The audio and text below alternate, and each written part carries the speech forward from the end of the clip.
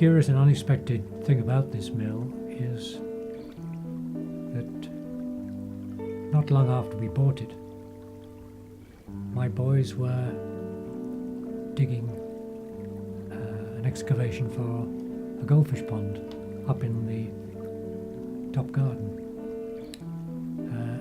This was on a rounded mound that exists up there.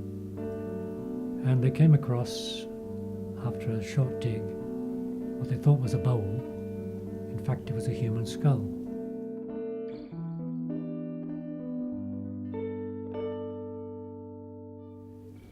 The National Museum came out to excavate the grave, and they found that there was a complete skeleton of an oldish lady in her 60s, lying east-west with her hands crossed over her body.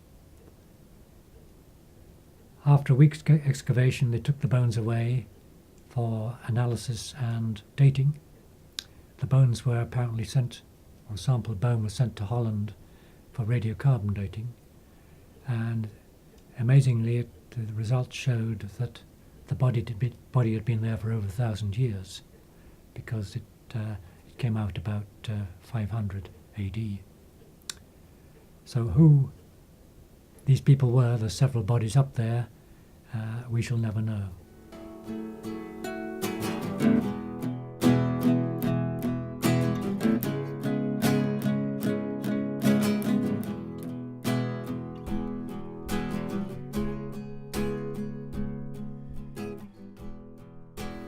My wife and I found this mill in 1989, and it was in a ruinous state then. What we tried to do was to keep it as original as possible, particularly the main features, which are the gearing that's left in the sitting room here behind me, the huge millstones in the bedroom above me, and up in the top bedroom the winding gear which used to bring the sacks of corn up through the floors. So the history of this mill seems to go back at least to the civil survey in the 17th century. So it certainly goes back to the 1600s. This actual building, though, I think was rebuilt in Victorian times, because there's a date scratched on the stone by the front door of 1864. There are some stories attached to this mill. There's a rather sad and macabre one that comes from the 19th century, which I heard about.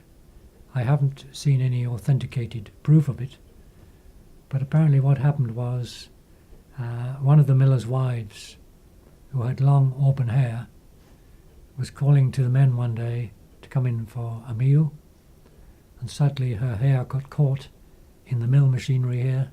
There was no health and safety regulation in those days, and she was killed. It's always a story I wanted to look up, but I've never had the time and energy to do it.